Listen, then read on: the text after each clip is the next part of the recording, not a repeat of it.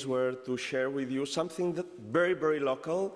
Maybe this is a little bit weird, so I'm sorry, because maybe this is not a talk for vegetarians, so I must apologize in advance. But yeah, it's something that has to do with a very weird collection I've been doing in the last 20 years. That's really crazy. It's about Butcher's type specials. So I'm not going to talk about type design, I'm going to talk about type being used in graphic design ephemera. And, oops, yeah. As you may know, in a complete English breakfast, we can say that the chicken or the hen is just involved, but the pig is really engaged. Yes, these are the protagonists of our daily diet: pigs, cows, lamb, chicken. And when we want to buy fresh meat, of course, we go to the butchers. And it's quite popular in Spain, the way the butchers wrap all this kind of food we can buy from them.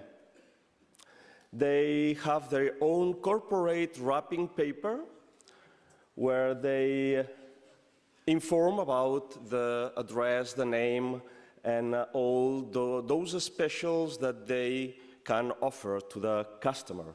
So, yeah, it's you can see type, typography, and illustration plays an important role when they are informing about, they give information about all this stuff. Yeah, of course, typography has an important part when communicating all this information. As we can observe, the use of bold sans serifs are widely used, and perhaps it is because the boldness, the weight of the letters give us this kind of relationship with the fat flesh or the food colorized. And of course, the color, the red color, is also pretty used. You may understand the reason why. Yeah. Helvetica is really used, so some sort of sans serif is really used as a default typeface in most cases. So maybe that Helvetica seems to work pretty well with pigs playing cannibalism with each other. But it's interesting to see how butchers combine different typefaces. They like to use a lot of display typefaces. Maybe that because they like to communicate the different sort of varieties, the different sort of specials they offer to the customers.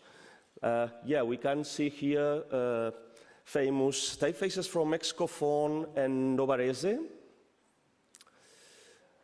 But in my opinion, the most interesting thing is that in all this work, there is no professional graphic design involved in most cases. So we have attempts, in-house attempts of lettering and type design, which I think it's pretty interesting. We can see this kind of psychedelic lettering here. And also is quite used the calligraphic style, this lettering, handmade calligraphic thing, and in a very weird and very naive way, because in some way the butchers want to communicate a kind of way of conceiving their job as an art design way of doing things, maybe killing, I don't know. And here we can see another sample with a very nice illustration, a very sexy pig, showing you the kind of food you can get from them.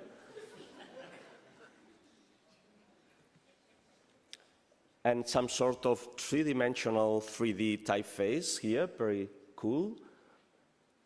And yeah, sometimes letters are arranged in order they fit the shape of the animal, the shape of the pig, or the shape of a chicken. Or take the pig's head in order to substitute one of the letters. In this case, it's Jordi, George. or try to make a mix of all of them, take the pig's head, take the letters, put everything together, and get something that is very difficult to read. Or be as simple as possible. Yeah, there is a graphic design involved. Sorry. Yeah, we have here some kind of 70s flavor with the Aldo Novarese stop. Maybe here the designer made a connection with the pictograms. I think it works pretty well, but maybe that this automatically condensed and it's not so nice. Yeah, that's his fault. Yeah, of course, typography provides a kind of, or can explain a little bit about the idiosyncrasy of the butcher, so about his personalities, his character. So maybe that here we have a butcher that studied graphic design, or maybe he was influenced by the Bauhaus ideas. Or here we have some sort of racing typeface. So maybe he's a very competitive butcher. Or maybe he's a butcher that can also repair cars. Anyway, I'm sure that you can get your chops, chop, chop, chop, chop, chop, in a second. And here we have a very techno butcher with Chicago typeface used there. Or maybe that the butcher has a very old Macintosh. Anyway, it's a very nice homage to Susan Kerr, who designed Chicago in the early 80s. And Optima. Optima gives some sort of elegance to the butcher, and there is a certain optimistic feeling that gives to the animals some sort of, yeah, they are playing, dancing, happy, before the butcher comes and kills them. Yeah. And here is the drama. A pig crying for his own death with the name of the butcher as a poignant epitaph tattoo on the body, and also in Helvetica. And yes, the delivery sausage service also comes with Helvetica.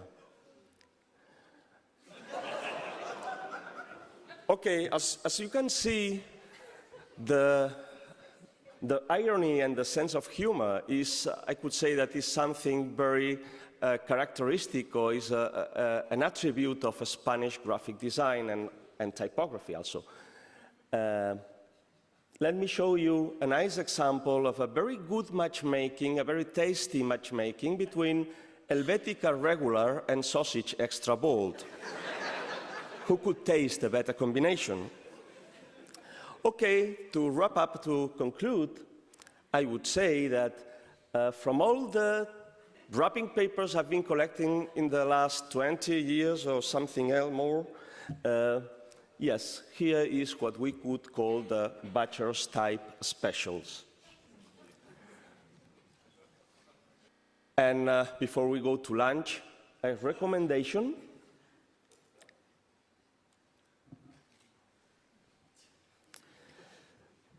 So, yeah, maybe this also can apply to typography. Thank you. Enjoy your meal.